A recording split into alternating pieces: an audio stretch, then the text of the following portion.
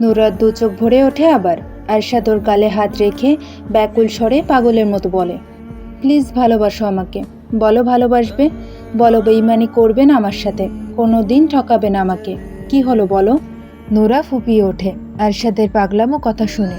আরশাদ নুরাকে আবার বুকে চেপে ধরে, চুলে হাত বুলিয়ে বলে, দেখো আর কষ্ট দেব না আমি তোমাকে, একটুও কষ্ট দেব না, প্রমিস।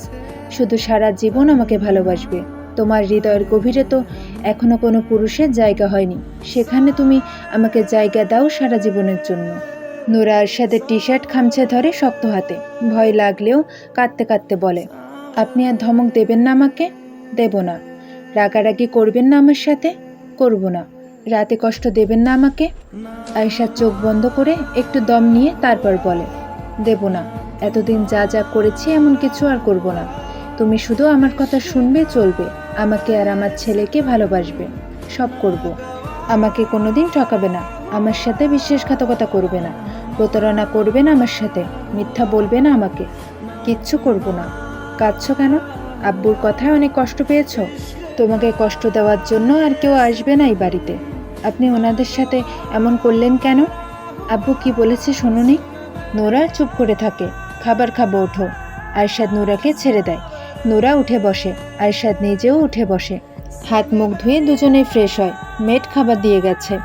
আরশাদ এখন নোরাকে আর খাবার বাড়িতে বলে না, নিজেই খাবার বেড়ে নেয় একটা প্লেটে। চেয়ার টেনে নিজের পাশে এনে নোরার দিকে তাকিয়ে বলে, এখানে বসো। নোরা বসে আরশাদের পাশে। আরশাদ ভাত মেখে নোরার মুখের সামনে তুলে ধরে বলে, হাঁ করো। বিনা বাক্যে হাঁ করে নোরা। আরশাদ নোরার মুখে ভাত পুরে দিয়ে নিজের মুখে নেয়, নিজের হাতে নোরাকে খাইয়ে দিতে থাকে, নিজেও খেতে থাকে। নোরা দু চোখ বেয়ে পানি গড়িয়ে পড়তে শুরু করে। আরশাদ মুখে ভাত পুরে দিয়ে চোখের পানি মুছিয়ে দেয় নিজ হাতে। গালে হাত রেখে নরম স্বরে বলে, কি হয়েছে? কষ্ট দেব না তো আর। নোরা আরশাদের মুখের দিকে তাকিয়ে থাকতে থাকতে ফুপিয়ে ওঠে। বুদ্ধি হওয়ার পর আজ পর্যন্ত কেউ ওকে এভাবে যত্ন করে খাইয়ে দেয়নি। যেই আরশাদ সন্ধ্যার পরেও ওর সাথে রেগে রেগে ধমক দিয়ে কথা বলল, সেই আরশাদ হঠাৎ করেই পরিবর্তন হয়ে গেছে। নোরার বিশ্বাস হচ্ছে না। আরশাদ ওকে খাইয়ে দিচ্ছে এত যত্ন করে, এত সুন্দর করে ভালোভাবে আরশাদ ওর সাথে কথা বলবে, সেটাও দুঃস্বপ্নেও ভাবেনি। আরশাদ কি সত্যি পরিবর্তন হয়ে গেছে, নাকি নোরা স্বপ্ন দেখছে? ঘুমিয়ে আছে কি এখন? ঘুম ভাঙলে কি সব আগের মতো হয়ে যাবে? আরশাদ আগের মতো ওর সাথে রাগারাগি ধমকাধমকি করবে, ওকে কষ্ট দেবে? নোরা, কাঁদছো কেন? নোরা কেঁদে কেঁদে বলে, আপনি সত্যি সত্যি আমাকে আর কষ্ট দেবেন না? না, একদম কষ্ট দেব না তোমাকে। এখন কান্না বন্ধ করে হাঁ করো। নোরা চোখের পানি মুছে কান্না বন্ধ করার চেষ্টা করে, বড় বড় করে শ্বাস নেয়। আরশাদ ভাতের লোকমা তুলে ধরতে হাঁ করে আবার। চোখ দুটো পানিতে ভরে ওঠে, টুপ করে গাল বেয়ে গড়িয়ে পড়ে মুহূর্তেই। আরশাদ তাকিয়ে থাকে নোরার মুখের দিকে। খাওয়া দাওয়া শেষ করে দরজা লাগিয়ে দেয় আরশাদ। নোরা বিছানায় উঠে শুয়ে পড়ে। আরশাদ মেন লাইট অফ করে ডিম লাইট অন করে শুয়ে পড়ে নোরার পাশে। যত্ন সহকারে নোরাকে আগলে নেয় নিজের প্রশস্ত বুকে। আরশাদের বুকে ডরভয়হীন নিরাপদ আশ্রয় পেয়ে নোরা লুকিয়ে পড়তে চায় প্রশস্ত বুকের গভীরে। রাত পেরিয়ে নতুন ভোরের আগমন ঘটে।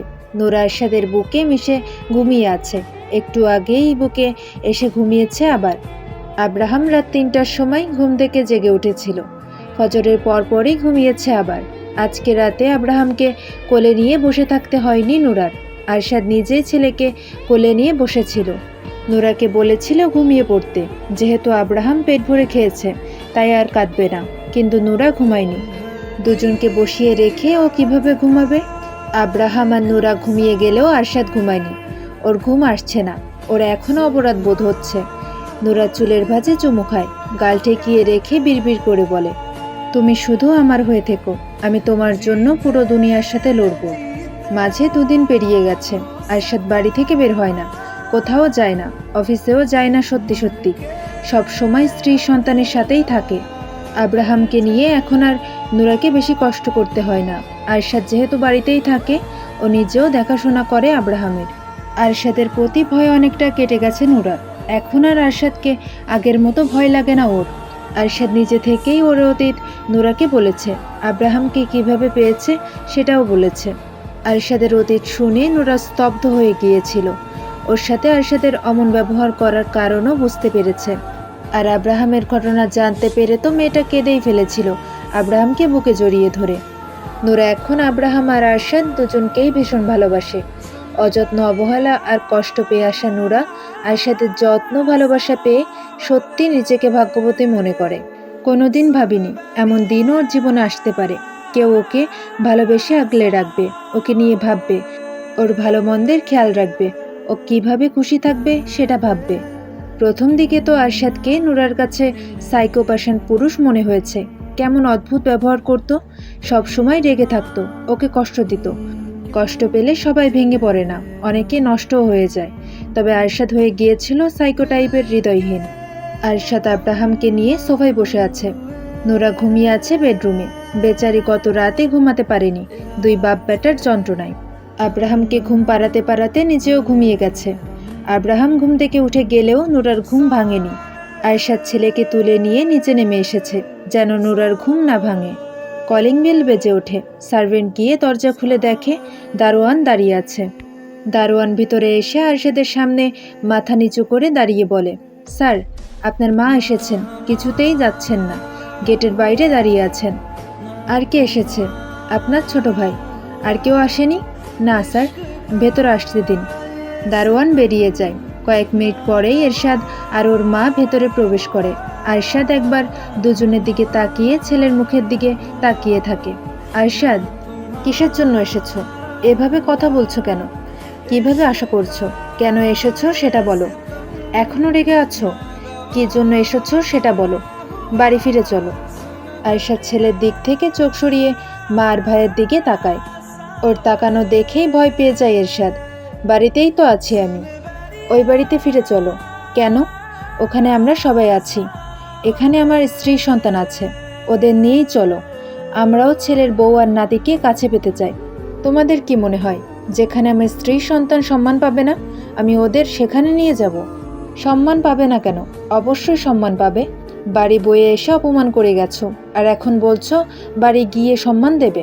How strange! এভাবে বলছো কেন? আমি আমার স্ত্রী সন্তানকে নিয়ে ওই বাড়িতে যাচ্ছি না। আরশাদের মা আরশাদের পাশে বসেন, ছেলের হাত ধরে বলেন, বাবা প্লিজ ফিরে চলো, তোমার আব্বু আর কিচ্ছু বলবে না।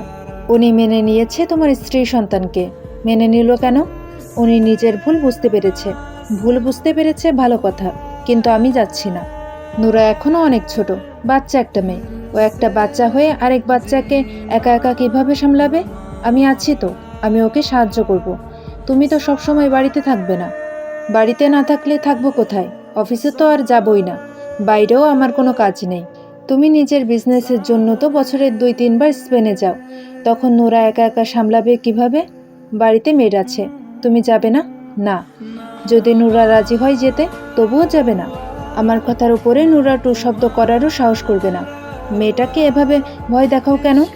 তোমার কথা শেষ হলে আসতে পারো, আমার কথা বলতে ভালো লাগছে না। আরশাদ, আমি তোমার মা, সেজন্যই এতক্ষণ ধরে কথা বলছি। প্লিজ ফিরে চলো বাবা। তোমাদের কি মনে হয় যে এই রুমে ওই নষ্ট মহিলা বছরের পর বছর থেকেছে, সেই রুমে আমি আমার স্ত্রী সন্তানকে নিয়ে থাকব? ওই রুমে না থাকলে অন্য রুমে থাকবে। আমি ওই বাড়িতেই ফিরতে চাই না। তুমি অতীত থেকে পালিয়ে বাঁচতে চাইছো। তুমি সব কিছু থেকে পালালেও নিজে থেকে কিভাবে পালাবে ভাইয়া?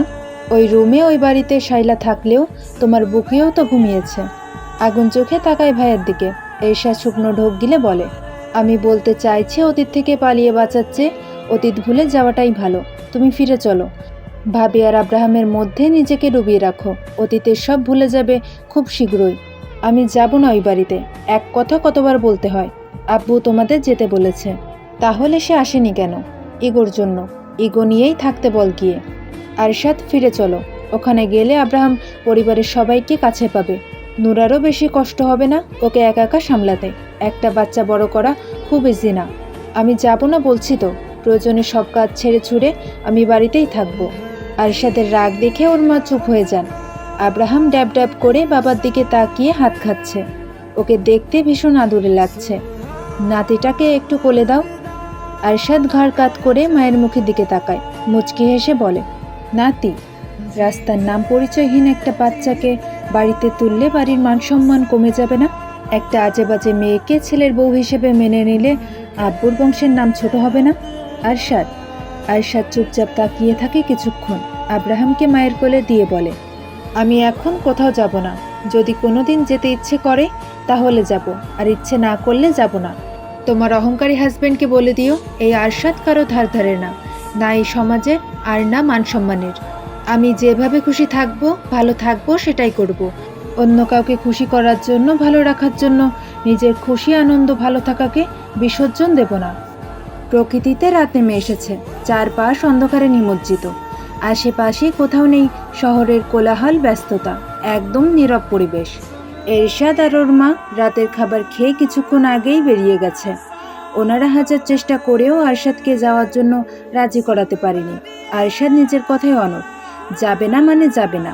ওর যদি কোনোদিন যেতে ইচ্ছে করে তখন যাবে। আব্রাহাম একটু আগেই ঘুমিয়েছে, নুরা চুপচাপ শুয়ে আছে ছেলের পাশে। আরশাদ নিচে গেছে, এখনো আসেনি।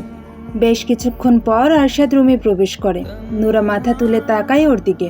আরশাদ দরজা লাগিয়ে এগিয়ে আসে হাসি মুখে। এই গম্ভীর রাগী মুখে এখন বেশিরভাগ সময় হাসি ফুটে থাকে। হাসলে লোকটাকে মারাত্মক লাগে, নজর কেড়ে নেয় ওই হাসি। আরশাদ সোজা এসে বিছানায় উঠে নুরার চারদিকে চার হাত পা দিয়ে ঝুঁকে পড়ে মুখের কাছে। নুরার মুখের উপর ফু দিয়ে ভ্রু নাচিয়ে বলে, কি দেখো এভাবে তাকিয়ে? নুরা এলোমেলো দৃষ্টি বুলিয়ে বলে, কই? একটা কথা বলো, কথা বলতে গেলে তুমি তোতলাও কেন? কই? একটু আগেই তো কই বললে। নুরা চুপ করে থাকে। আরশাদ নুরার উপর ভর ছেড়ে দেয়, ঘাড়ে মুখ গুজে মৃদু স্বরে বলে, তুমি সারা জীবন আমার দিকে তাকিয়ে থাকো, আমি চুপচাপ সোজা হয়ে তোমার সামনে বসে থাকবো। শুধু আমি বাদে অন্য কারো দিকে না তাকালেই হলো। আমি অন্য কারো দিকে তাকাতেই চাই না, অন্য কারো নজরেও যেতে চাই না। হাজার অন্ধকার রাত পেরিয়ে তোমার নামে ভোর হোক, আমি সেই প্রত্যেক ভোরে ঘুম থেকে জেগে তোমাকে দেখতে চাই, তোমার মিষ্টি হাসি দেখতে চাই, তোমার হাতের নরম ছোঁয়া পেতে চাই। অনন্তকাল তুমি আমার হয়েই থেকো। থাকবো, বলো ভালোবাসি। নুরা চুপ করে থাকে। বলছো না কেন? তখন তো বললাম, সারাদিন বলবে। তোমাকে যখনই দেখবো তখনই বলবে। আমি সব সময় তোমার মুখ থেকে ভালোবাসি শুনতে চাই। এখন বলো, ভালোবাসি আপনাকে। আরেকবার বলো, শুনলে কলিজা ঠান্ডা হয়ে যায়। ভালোবাসি আপনাকে। আমিও ভালোবাসি তোমাকে। একটু চুপ করে আরশাদ আবার বলে, আমি আরও 3-4 বাচ্চার বাবা হতে চাই। বলো আরেকটা সন্তান কবে দেবে? আব্রাহাম তো এখনো ছোট, তো কি হয়েছে? আমার বাচ্চা ভীষণ ভালো লাগে। আমি ছোট ছোট 2জন বাচ্চাকে একসাথে কিভাবে দেখব? আরেকজন হতে হতে আব্রাহাম হামাগুড়ি দেওয়া শিখে যাবে। আমাকে পাগল বানিয়ে ফেলবেন তো 3জন মিলে। তখন আমি ভালো হয়ে যাব, কাজ বাজ সব ফেলে তোমার সাথে ছেলে মেয়েকে বড় করব। নুরা বলে না কিছু। গত 2 দিন ধরে আরশাদকে দেখছে আর অবাক হচ্ছে। হুট করেই পুরো আরশাদ চৌধুরী পরিবর্তন হয়ে গেছে। রাগী গম্ভীর আরশাদ চৌধুরী হারিয়ে গিয়ে প্রেমিক আরশাদ চৌধুরী হাজির হয়েছে। আরশাদ একটু উঁচু হয়, নোরা রোষ্ঠ জোড়ায় আলতো চুমু খেয়ে গালের সাথে গাল ঠেকিয়ে সুর ধরে গান গাইতে শুরু করে।